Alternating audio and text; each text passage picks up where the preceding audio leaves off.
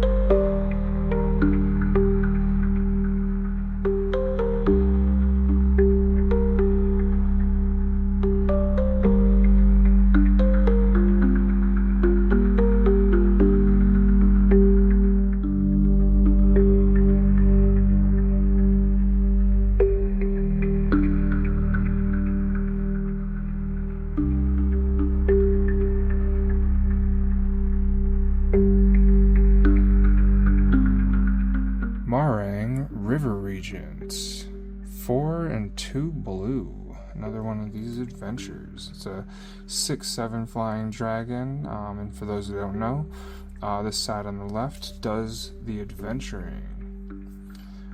Once you cast that, kind of just goes off to the side, and then at any time that you can cast creatures, you can cast it for its second cost, i.e. up top. But for its instant, lets you draw 3 and then discard a card. But then this creature, when it enters, return up to 2 other target non-land permanents to their owner's hands. Alright, next up. Itself, Hammerhead Tyrant, 6 cost, 4 generic and 2 blue.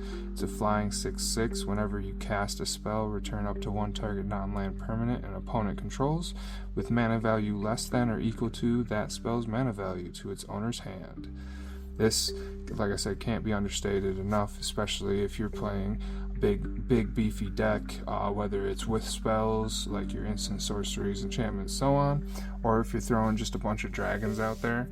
To be able to have this, I mean, your cheapest dragon is usually 4 cost, and most people's, let's just say most people's artifacts are under that.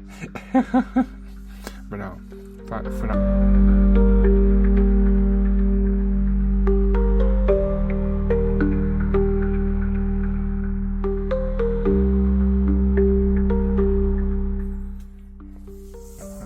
Next up,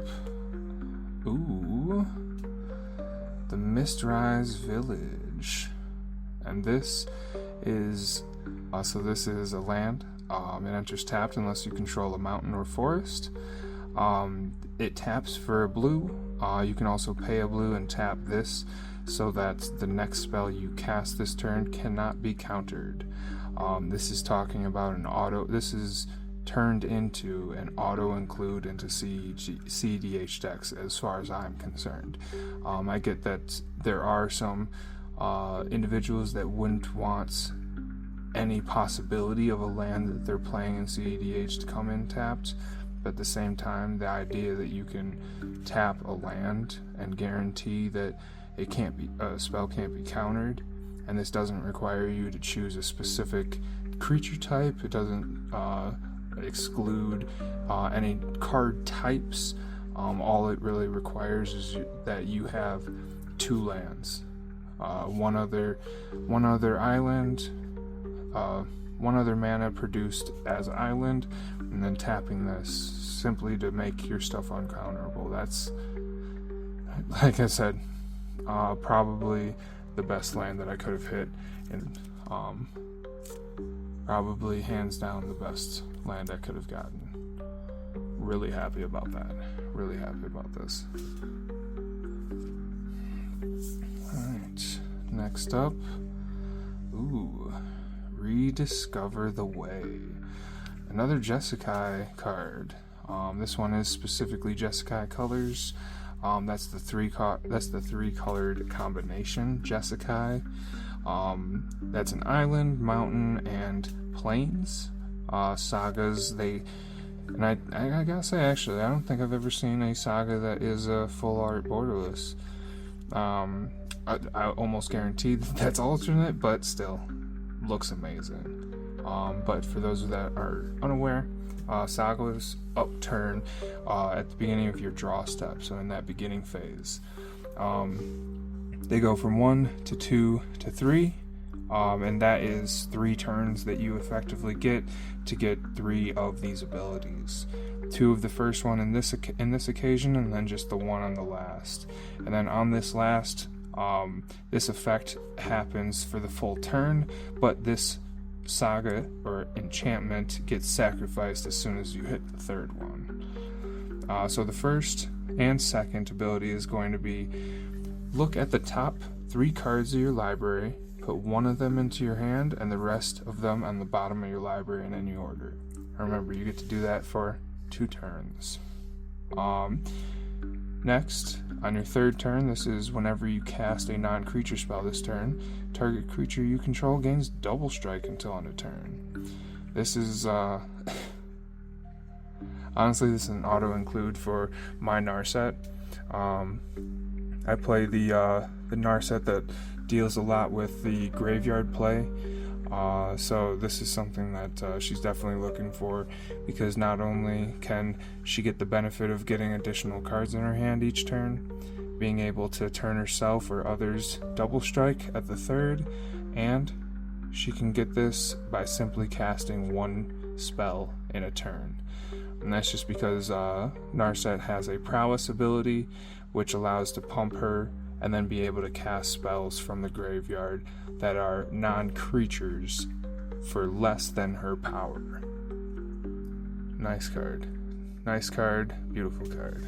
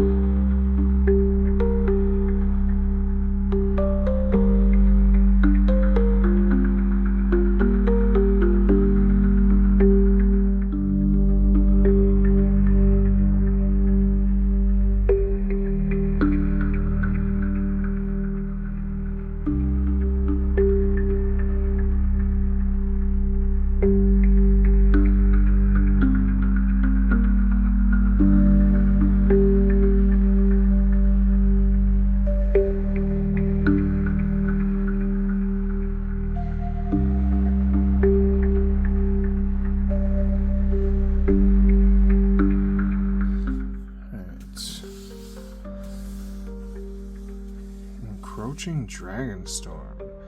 That is a beautiful art. Beautiful art. This enchantment is a 3 generic, 1 green, and when it enters, search your library for up to 2 basic lands, put them into the battlefield tapped, then shuffle.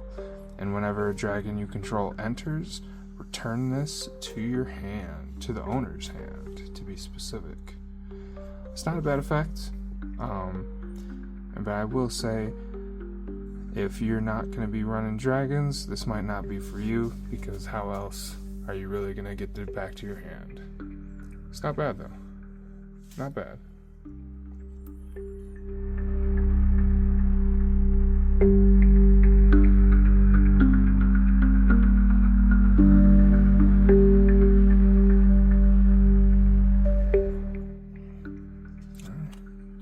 Ooh, got that mountain. I like how it looks like it has that twin fire dragon in there.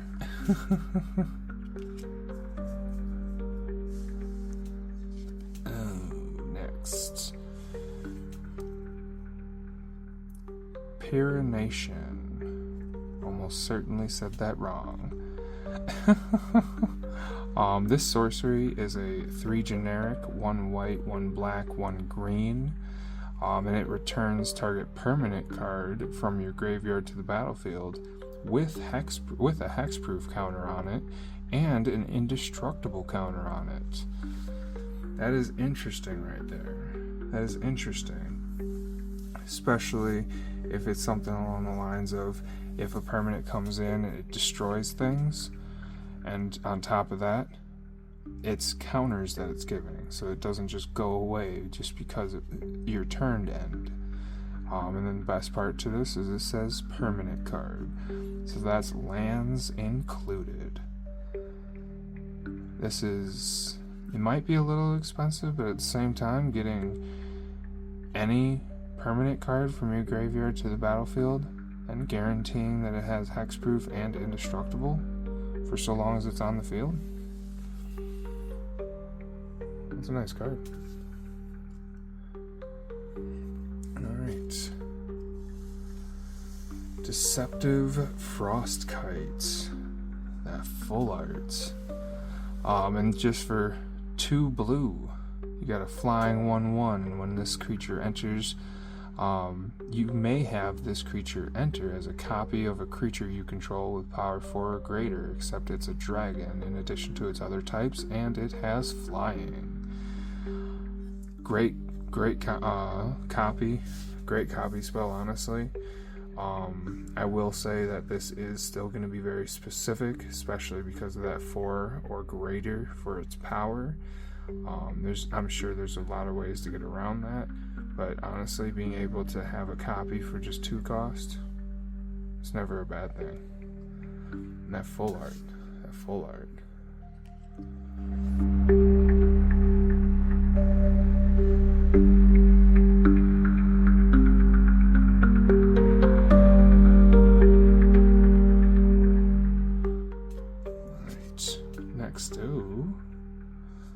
Man, this art is just getting me. It's killing me right now.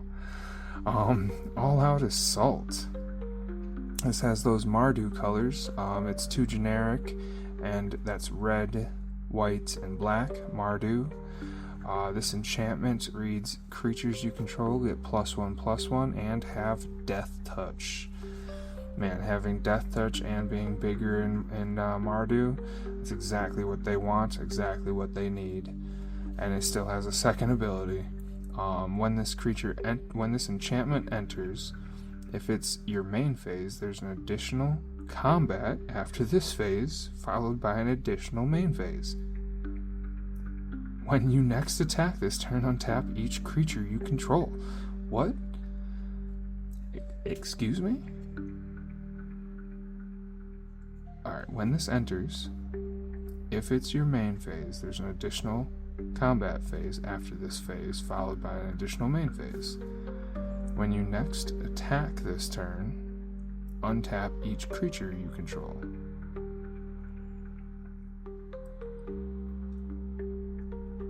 I feel like there's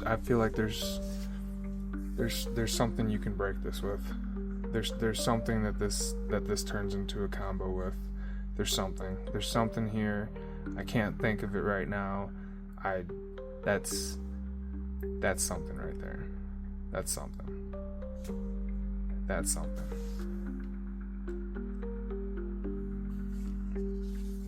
Alright, lastly, we got the Sarkhan. The 2-cost Sarkhan. That's awesome. This is a 1 generic, 1 red. He is a human druid. That's a 2/2, full arts, like alternate. This is when he enters, you may behold a dragon. If you do, create a treasure token. Beholding a dragon effectively means reveal a dragon. Either control or reveal a dragon. And if I'm incorrect in that, I will correct it probably right over there. And then whenever a dragon you control enters, put a 1/1 counter on him, and until end of turn, he becomes a dragon in addition to its other types and gains flying. Sarkhan Dragon Ascendant. That is a nice one right there. That is a nice one.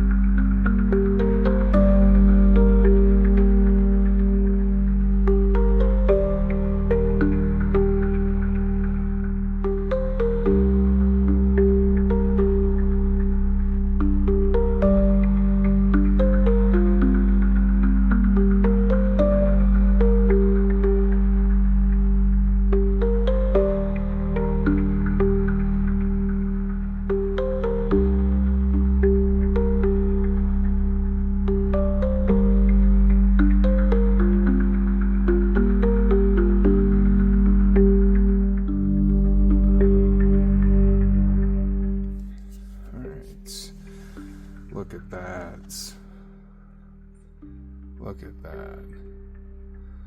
The dragon eye, and the best part is it's a mountain as well. That looks phenomenal.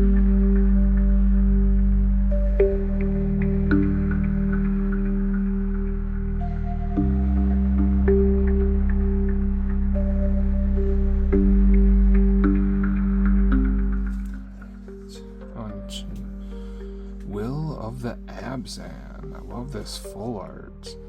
And I love the detail in the back with all of these guys. But this is a sorcery that has 3 generic and 1 black as a cost. You get to choose one, and if you control a commander, as you cast this spell, you may choose both instead. Any number of target opponents each sacrifice a creature with the greatest power among creatures that player controls and loses 3 life. Its second ability is return target creature card from your graveyard to the battlefield. So, I just want to say this. I only kind of cursory kind of looked into the cards that were in the set. I did not know about this one. And I really like it. I really like this card. Yeah, definitely looking forward to being able to toss this in a black deck, maybe even a crick deck, because why not? That's nice.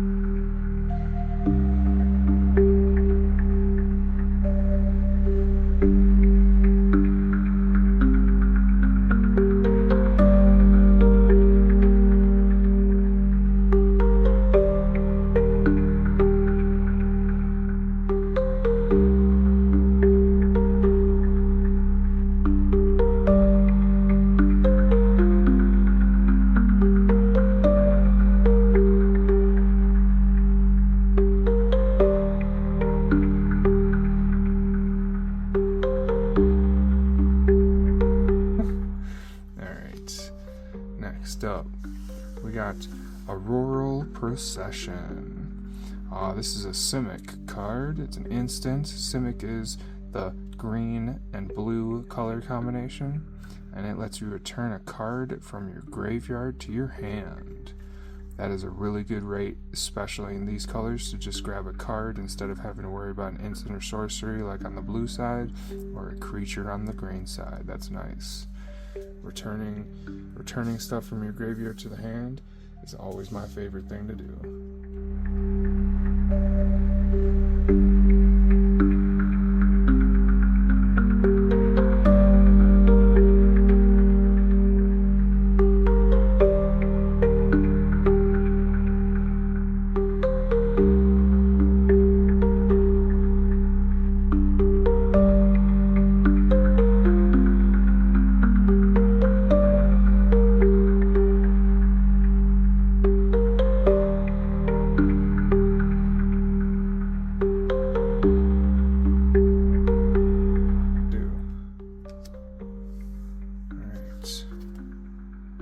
Now we got a Arbor Adherent. This Dog Druid is a 3 generic, 1 green, 2/4. You can tap for any mana, any color of any mana, 1. You can also tap to add X mana of any one color, where X is the greatest toughness among other creatures you control. This it's hard to say, simply because it is a 4-cost mana dork. But in green, where some of the toughnesses can reach up to 15, this is an interesting card. This is an interesting card, and it definitely is a mono green ad. That's what I would say. Definitely a mono green ad. Now, even with some of the bigger toughness decks, if you have green, this might be something that you're going to want to look for. Because the number one thing that I see from this is the fact that most mana dorks, they at most have 2 toughness. This guy has 4 toughness, and he can himself, just if there's no other creatures on the board, this can tap for 4 mana. And it's any one color, so it does not have to be green, it can be anything. And just himself being it, that's, the more I talk about this card, the more I like it.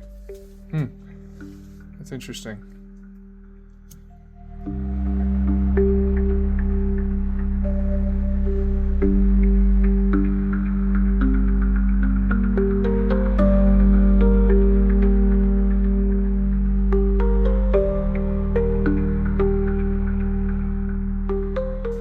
Next, we got the Hollow Merc Siege. This is black and a green for an enchantment, and when it enters, you choose Sultai or Abzan. For Sultai, whenever a counter is put on a creature you control, draw a card, and it only triggers once per turn. That's still not bad. Not bad at all, especially because these 2 colors, them together, just love to have counters on themselves. And then if you choose Abzan, whenever a creature you control, whenever you attack, put a 1/1 counter on target attacking creature. It gains menace until end of turn.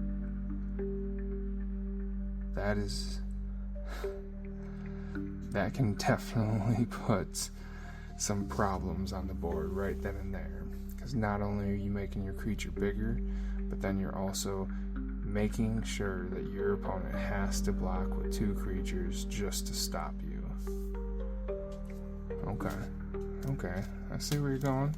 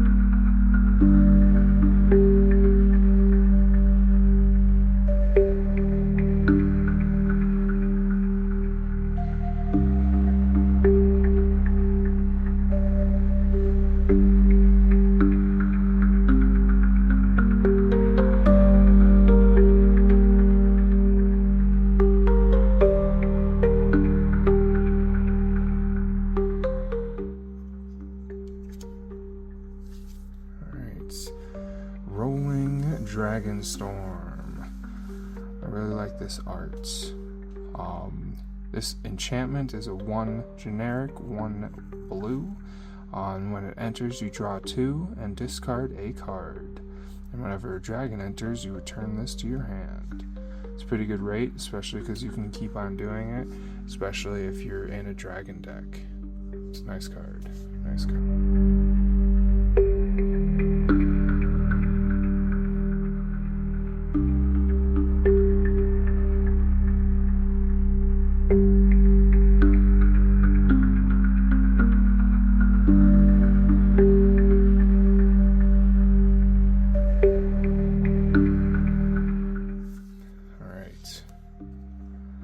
Thundermane Dragon, that altar full arts, really like it. This dragon is a 3 generic, 1 red, flying 4/4. You can look at the top card of your library at any time, and you can also cast creature spells with power 4 or greater from the top, and if you cast a creature spell this way, it gains haste until end of turn. Super important for dragons, very helpful. Underrated card, even though it just came out. Definitely don't sleep on this one. If your friend tries to say that this is nothing, don't listen to him.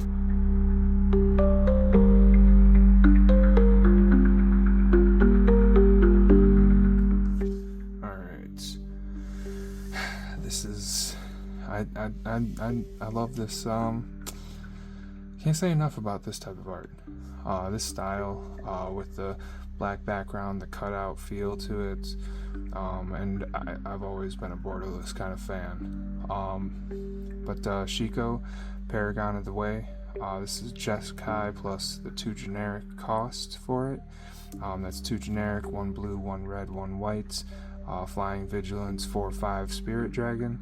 When this enters, exile target non-land card with mana value 3 or less from your graveyard, copy it, and then you may cast the copy without paying its mana cost.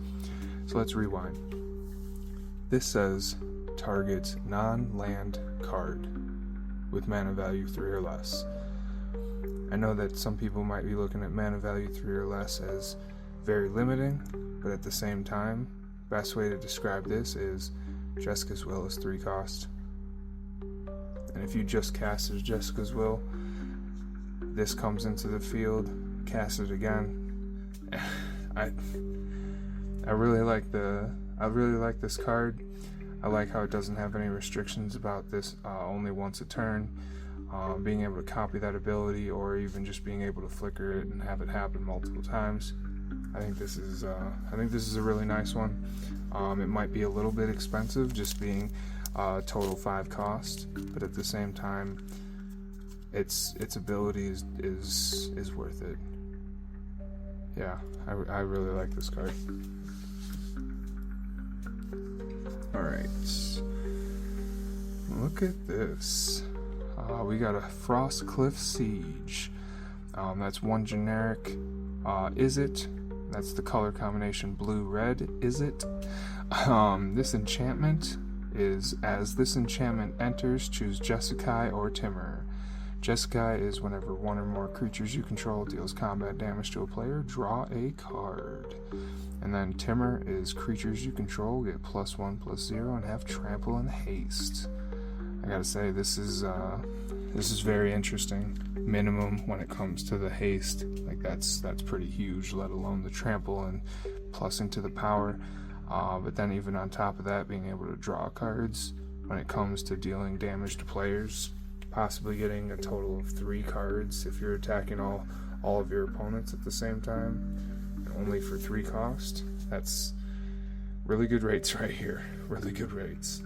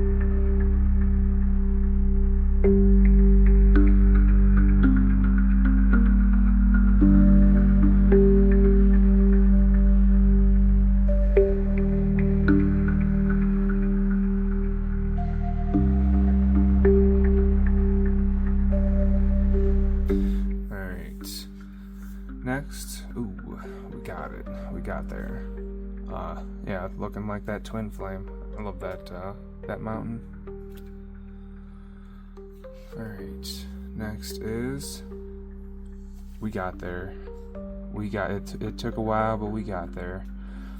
This is the infamous Dracogenesis, a card that most people say should have never been created. Other people say they can't believe it took this long, and even with the 8 total cost, or the 6 generic and 2 red cost, this is still going to be almost an auto include for so many dragon decks that have red in their colors.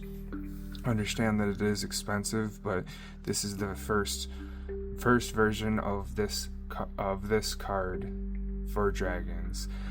You've seen it in like your zombies, being able to have Rooftop Storm where you can cast your zombies for free, casting dragons for free.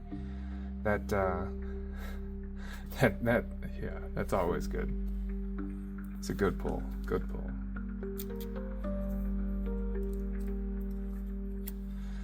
Alright, next up, Iron Will Forger. This is a 3 generic, 1 white Orc Artificer. It's a 3/3, and at the beginning of combat on your turn, if you control your commander, target non-legendary creature you control gains Myriad until end of turn. That is amazing. First deck that immediately came to my mind is my Winota deck. Winota lets you put humans onto the field simply by attacking with non-humans.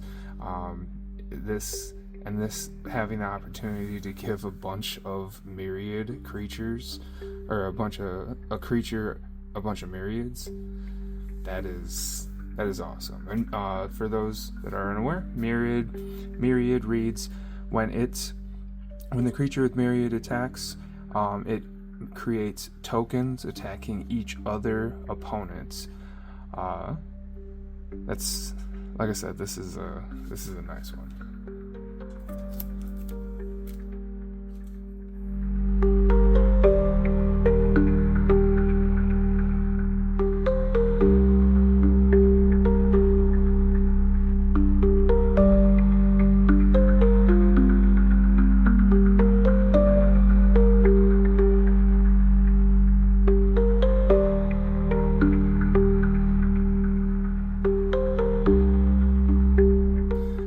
From there, we got Death Begets Life.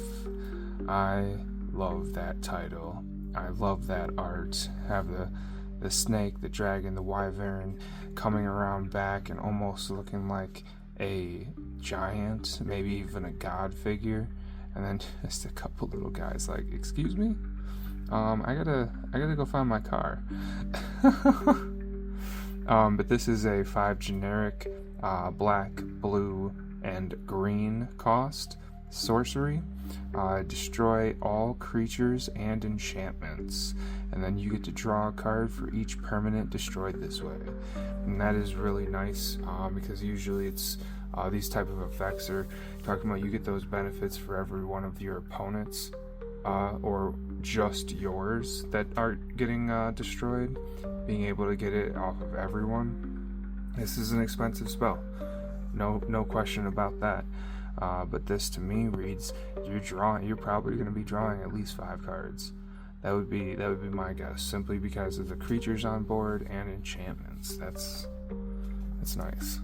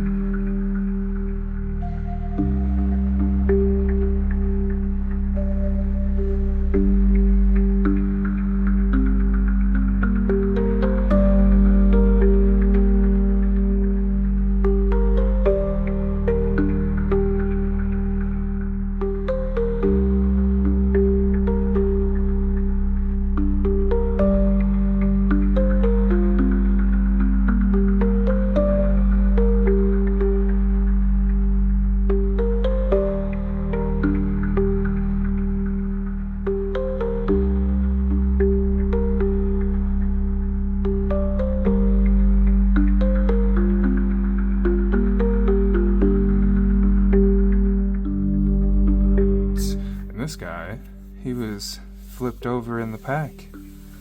That's awesome. But it's a nice little full art alternate from the looks of it. This is an adventure card. On its creature side, it's a 4 generic, 2 blue cost. His name is Meringue River Regent, and he is a 6/7 flyer. And when this creature enters, return up to 2 other target non-land permanents to their owner's hands. That's a big effect. Making someone take back their Rhystic Study, take back their Blightsteel Colossus, like that's a great effect right there. And as an instant, the Coil and Catch, it is 3 generic, 1 blue to draw 3 and then discard a card. Discarding a card in these kind of effects is pretty rare, and getting it with a creature on the other side, this might be expensive, but it might be worth it. Alright, next we got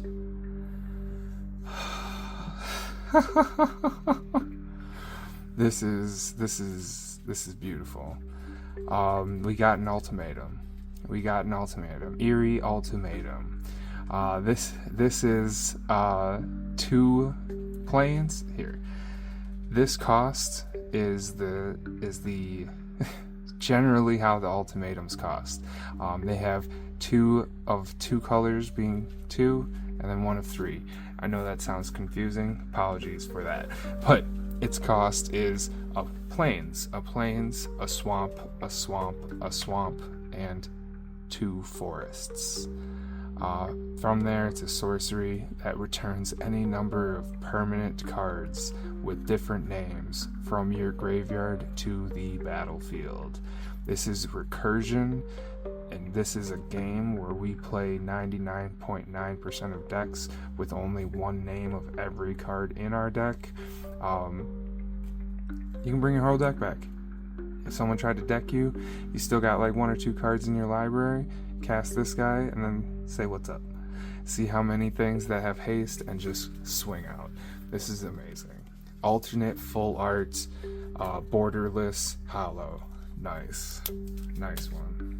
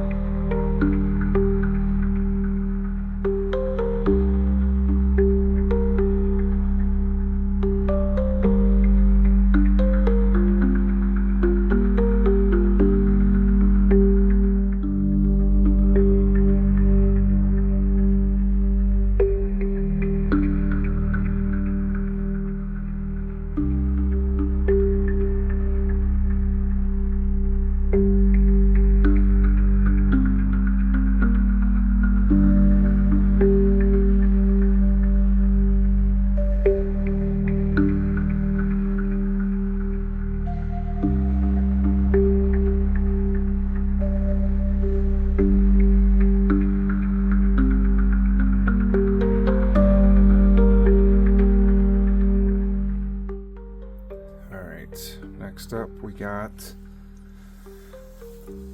Disruptive Stormbrood. This is a nice looking one. This is a dragon adventure. On the creature side, you can pay 4 generic and 1 green for a flying 3/3. Then when it enters, destroy up to 1 target artifact or enchantment. And on its sorcery side, the Petty Revenge, great name, is a 1 generic, 1 black. And it destroys 1 target creature with power 3 or less. That's not bad. It's not bad, especially in these type of colors.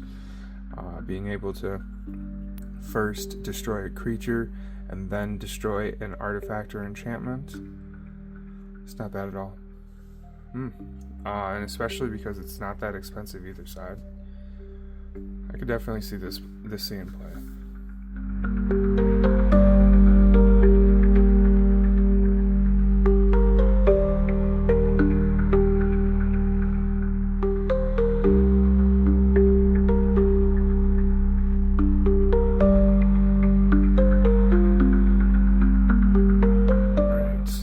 Next up, we got Redoubled Storm Singer.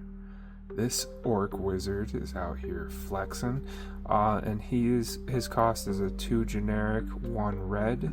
He's a first strike 3/3, and whenever this creature attacks, for each creature token you control that entered this turn, create a tapped and attacking token that's a copy of that token. At the beginning of the next end step, sacrifice those tokens.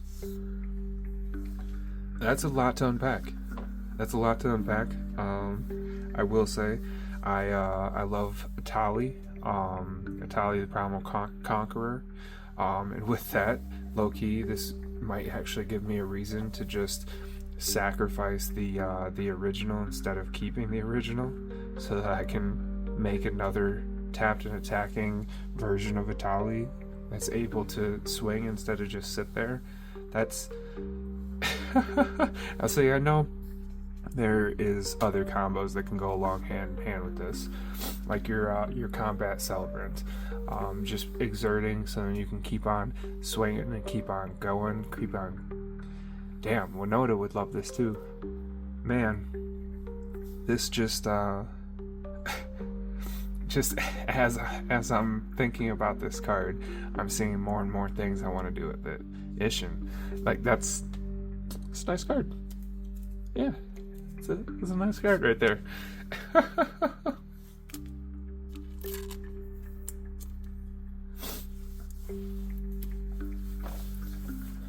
All right, next up, we got. See, Wizard's trying to catch me and being like, oh, you know how to say that word that doesn't follow like English. Quarcy Revenant. I'm gonna go with that. This art is terrifying, and I think it's perfect for a vampire. And it's even a 1 generic, 2 black cost. It's a flying death touch lifelink. All the keywords, why not? And it's a 3/3. This is gonna be swinging for a while, honestly. But from there, it has Renew, where that allows you to pay 2 generic, 1 black to exile this card from your graveyard and put a flying, death touch, and lifelink counter on a creature. What is this card? What is this card? What is this? This is...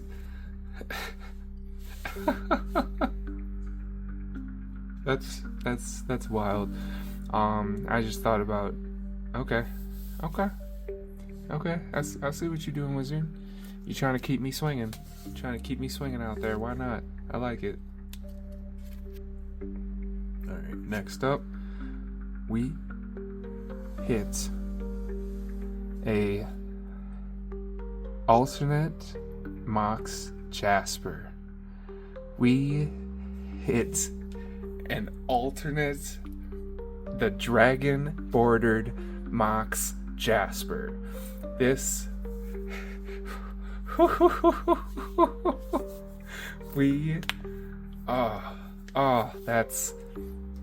that is I can't even describe. That is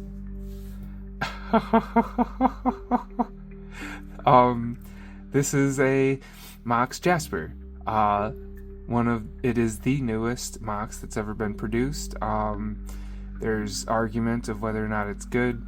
Any dragon deck will find it good, in my opinion. I get that most dragons aren't cheap, so you're not going to be able to use it right away, but most of the times you don't have 3 artifacts in control when you have an opal out. So that's this is one of those unique cards that has no mana cost, because why would you need to cast this, or why would you need to pay for this? Come on, it's too bad to pay for it.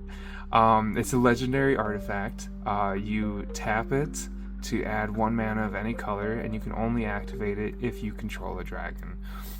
This is amazing. This is so awesome. Man, that's so awesome right there. That is awesome right there. Whew. I guess that's how you crack packs, right?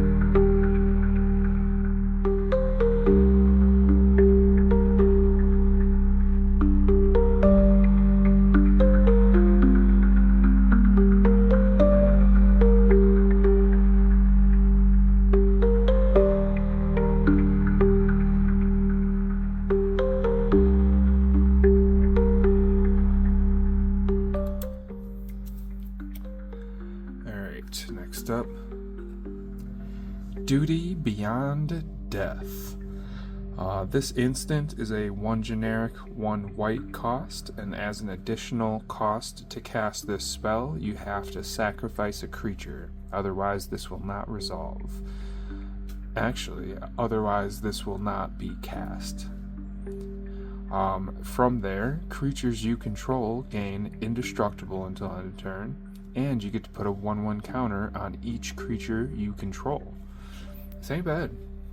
This ain't bad. This is a little bit more expensive than most of these type of effects, but generally speaking, white has these type of effects in this type of way where it does have a little bit of a catch-22 or a little bit of a decision making. Still, not bad card. Not bad card at all.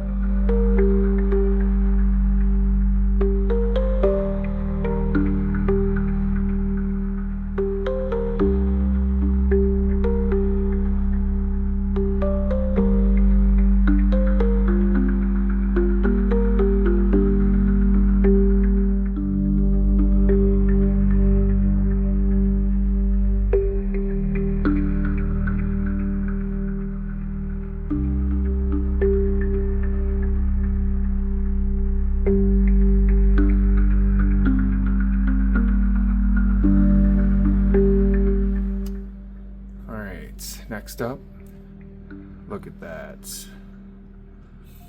Look at that. The Dragon Eye lands. Those things look so nice, and the detail is wild. Huge fan of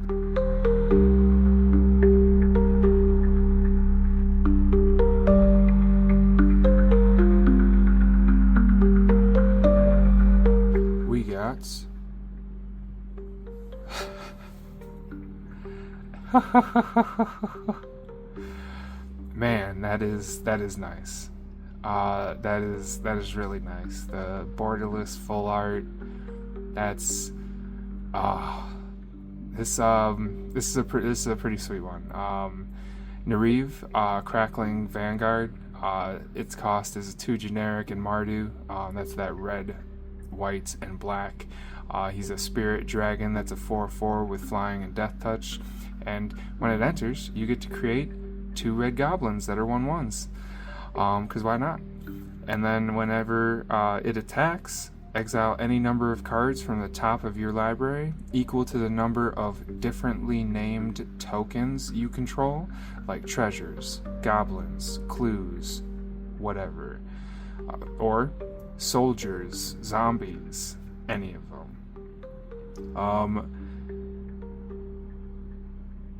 Yeah, then you get to exile a number of cards from the top of your library equal to the number of differently named tokens you control, and then during any turn you attacked with a commander, you may play those cards. This is very specific because it's not stating that you have to do it on the turn that they were exiled. It's not stating that you have to do it within the next turn. This says anytime that you attacked with a commander, you can play those cards. Not him, not a specific, just any time that you have a commander and you attacked with that commander. So Ur-Dragon, any other Mardu if this guy's in him, or this guy himself as the commander. You can always play those cards, and you can stack it however you want, and it's a good card. It's a good card. Yep, it's a good card.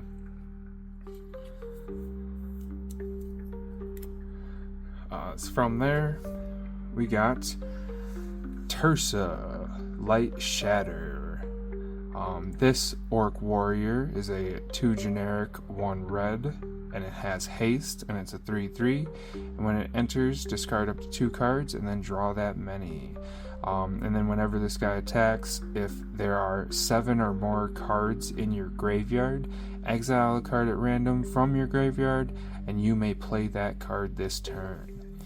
Like, this is some interesting impulse draw, because you're already using what's either in your graveyard because of your own decisions, or because other people were upset at you and decided to make you discard or make you mill. You know, like unfortunate, hateful people. But this is a nice effect.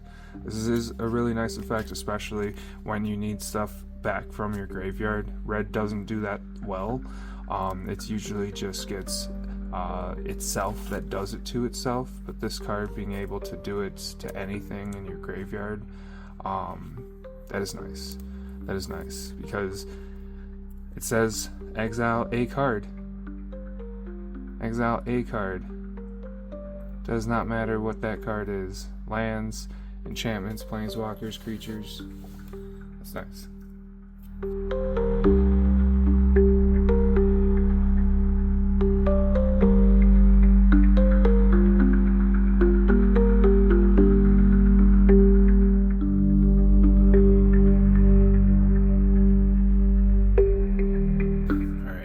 Up, we got the Great Arashan City.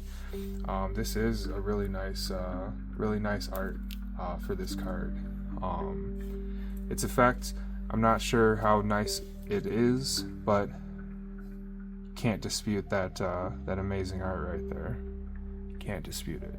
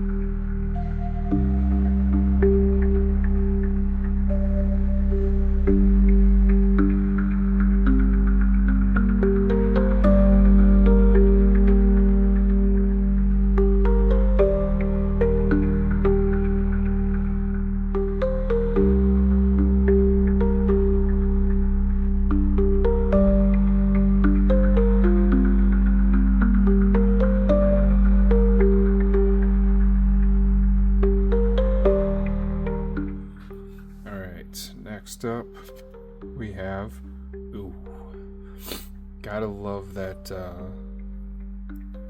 that Dragon Eye land base. I would love to be able to have a full land base of nothing but dragon eyes. Next up we got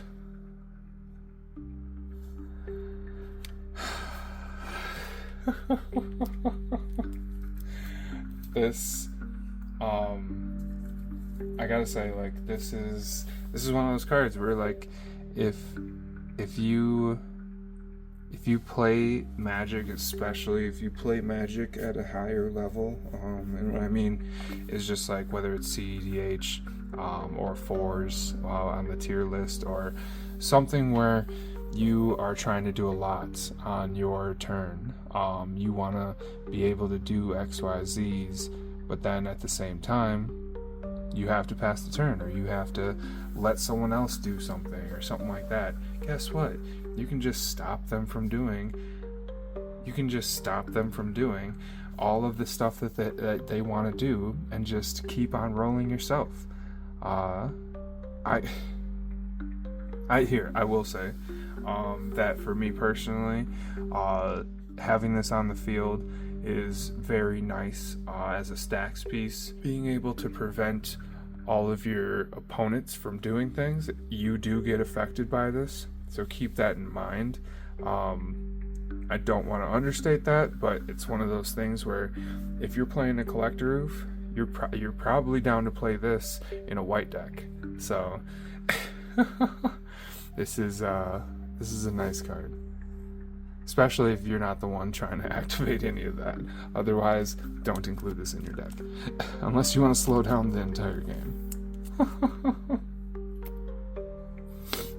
Alright, next up. Whoa, look at that art. Look at that. It is this is Afterlife from the Loom. It is a sorcery that's a 5 generic and black for its cost. It also has Delve, which allows you to pay or reduce the generic cost of this card by exiling cards from your graveyard as you're casting this.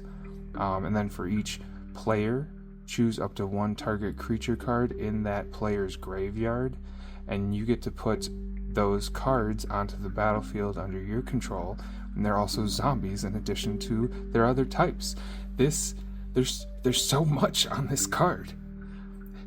And I can easily, especially in a black deck, I can easily see this card being played for 3 black mana.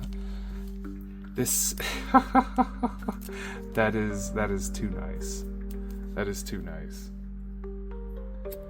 Alright, on to the next one. We got Maelstrom of the Spirit Dragon. This is a beautiful land. And this land can tap for a colorless, or it can tap for 1 mana of any color and spend this mana only to cast Dragon Spell or an Omen spell. You can also pay 4, tap this, sack this, to search your library for a dragon card and reveal it, put it into your hand. This is crazy. You can, no matter what, have mana for anything, or you can have mana for any dragon or omens. Mind you, every one of those adventures that was a dragon, that other version was an omen version. From there, you can also sack this to just grab a dragon. That is nice. That is real nice. Alright, on to the next one. We got a Kori Steel Cutter. This artifact equipment, and equipments are artifacts that come into the field, and then you can pay its equip cost to equip it to a creature.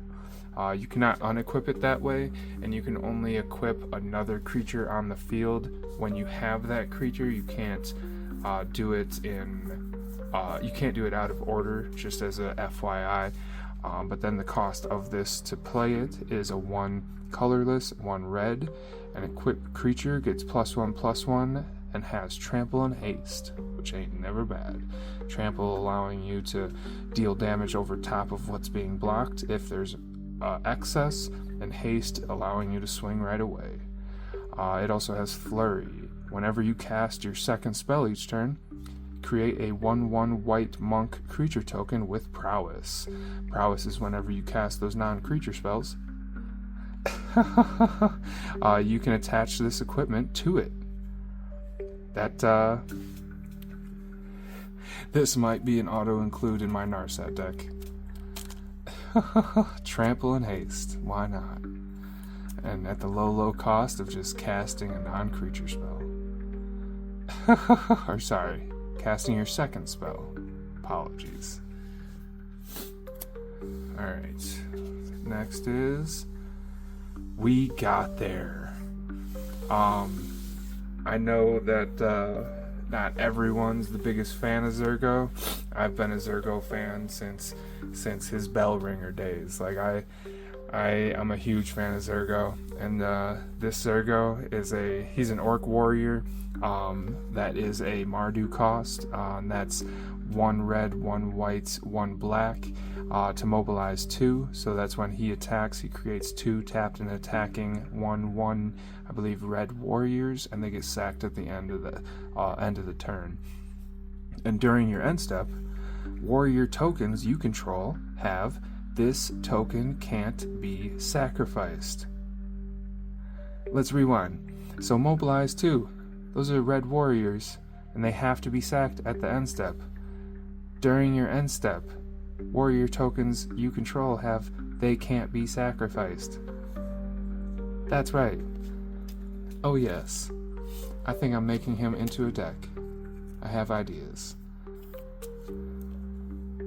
I gotta say, love the art. Pauldrons and all.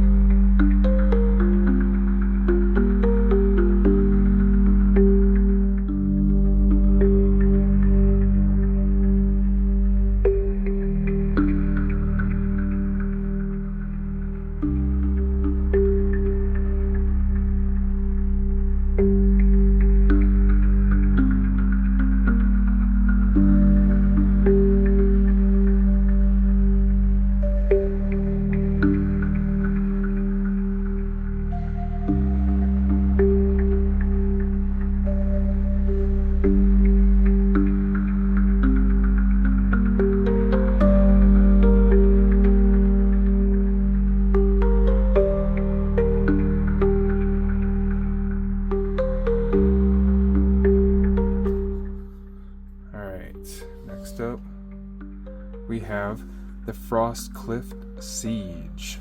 This enchantment is a 1 generic Izzet, which is the color combination blue-red.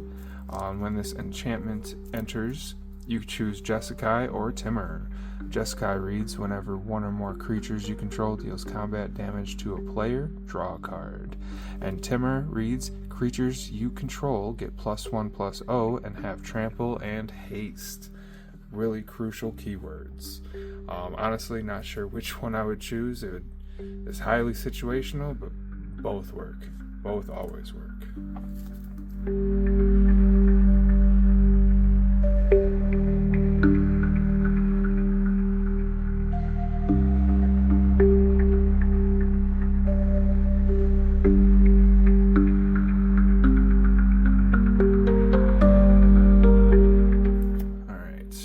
Next one is a Voice of Victory. This is one of those cards. This is one of those cards that I was hoping that I would be able to get. This is one of those that I was fine with just getting a base version. But the fact that I got the alt art, this is awesome. The reason why this card is so awesome to start off with is 1 generic, 1 white, human bard, 1/3. Couple of things that already made this better than most that have this same effect that I'll get into in a second is this only costs 1 color pip. Most of the cards that are like this either cost 3 or 2 of the same color pip. And then on top of that, it's a 1/3. It's not a 1/1. It's not a 2/2. It's a 1/3. Most players will not deal 3 direct damage in one turn. This guy is sticking around. And it also has Mobilize 2, so whenever this creature attacks, you create 2 tapped and attacking 1/1 red warrior creature tokens and sack them at the end step. But the most important thing with this card is your opponents can't cast spells during your turn. No one else gets benefit. You're the only one that stops the table from doing anything to you. This has been talked about being an automatic include in every single CEDH deck. I think it's valuable for that. It's a great pull. Great pull.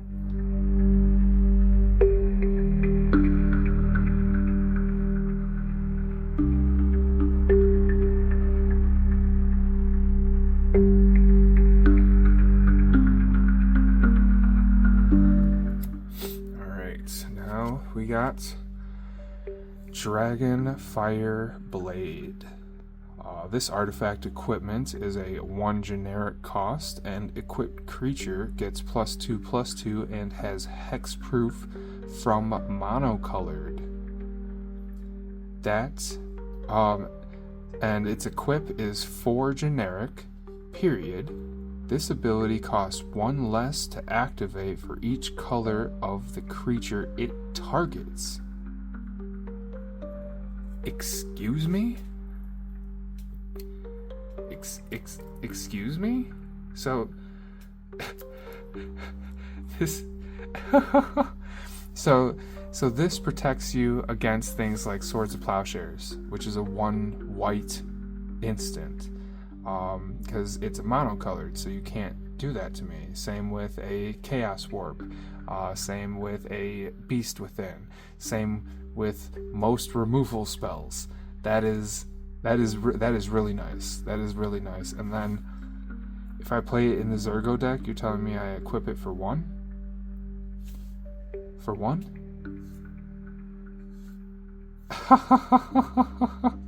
Like, I know it's not as all-encompassing as Swiftfoot Boots, but it's the same cost. Except he gets bigger as well. That's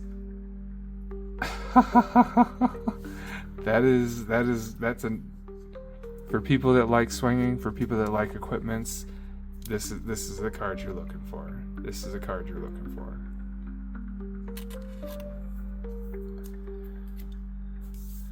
And we got our dragon and our reliquary dragon. It's all colors, flying lifelink. This is a sweet looking token. All right. Well, thank you for being a part of this first unboxing. I am gonna do the second one later, but yeah, appreciate it. Thank you for all your supports, and hope to see you next time. All right.